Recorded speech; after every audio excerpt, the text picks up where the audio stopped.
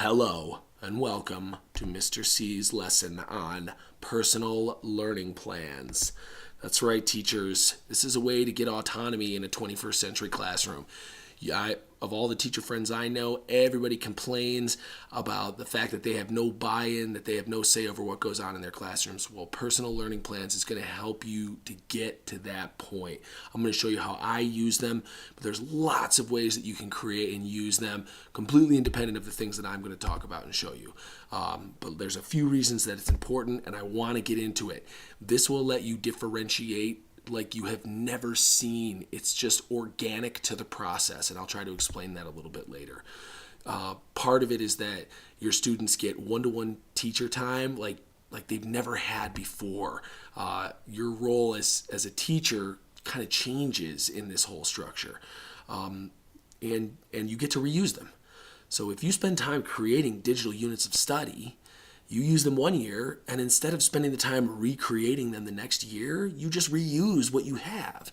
And your creation time goes to expanding your content and curriculum, which in a 21st century school makes you relevant, right? Now you have this digital footprint as a teacher that you can use with groups of students wherever you teach. So listen up, I guess. I think that this really can help you to become a very relevant piece of the classroom in the digital age, all right? So I'm going to show you my structure and kind of what I thought when I started to create personal learning plans. As teachers, we all have these unit objectives, right? Everyone knows what a unit objective is, right? You're going to teach your kids to do some large encompassing concept, and then you have your individual day-to-day lessons. I put 3 on here, but who knows? It could be 2, it could be 15, right? Your unit comes with specific lesson objectives. Well, that's all normal. Kind of the way that personal learning plans changes the game, at least in the sense that I talk about them. I'm not going to lie, this is kind of a working definition for the word. But the way that I use them, I have digital instruction. Okay, my kids are getting instruction digitally on a piece of hardware. It's not me. I'm not doing mini lessons when I'm talking about personal learning plans. Secondly, they're getting digital skills practice. Now, just seeing those 2 things in a row right there should already kind of blow your mind, because the role of the teacher is changing completely, right? This is what you used to spend all your time doing in class. Mini lessons, right? The I do. And then the we do, the skills practice, where you're kind of walking them through that. Well, using hardware the right way, using technology the right way, they don't need that, right? I also take it a step further in my room and do digital projects and digital assessments as well. If you look, this is the full lesson cycle, right? They're getting instruction, they're practicing it, they're using it in kind of a bigger arena, right? A bigger educational arena to do projects and whatnot. And then they're getting formal assessment, all digitally, and all at their own pace.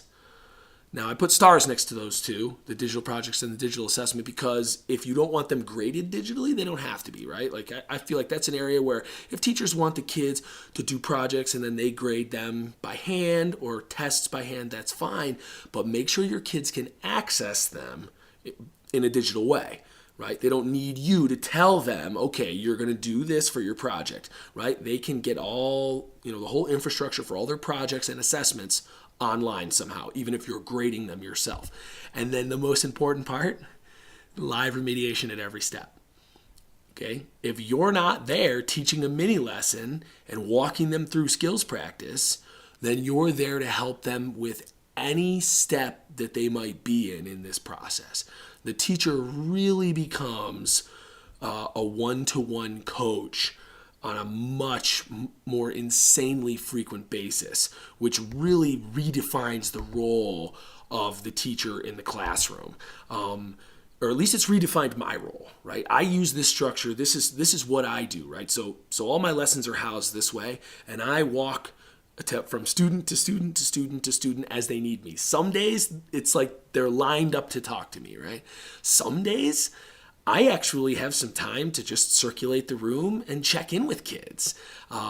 but my role has changed, and if you use this structure, your role is going to change as well. That's only going to be bad if you make it bad, right? It's a mindset thing. So go into it with an open mind, give it a shot. I feel like the pedagogy behind this is so strong that after you play with this for a little bit, it's just going to change the way you think about 21st century school. So there's my spiel, there's my structure. I'm going to go into each one of these steps in depth in subsequent videos. I'm going to talk about the digital instruction, digital skills practice projects, the assessments, and then what I do in kind of my daily life as a teacher. But I just wanted to get you familiar with this structure first. So the things that you should have learned here today, well, first and foremost is the personal learning plan structure. You should be able to use the word personal learning plan and know what that means. Right? Know that it involves kind of those 4 to 5 steps of daily lessons with the kids, having them housed digitally and letting them work at their own pace so that they don't need to be plodding along in a whole group setting anymore.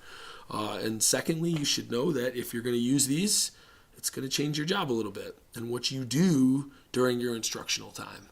Okay, I hope this helped. I hope that it helped to give some form to that phrase, personal learning plan. I hope that you can start to use it, get comfortable with it, and we're going to dive deeper into how to actually create some of these things for our students in the future. So I will see you next time.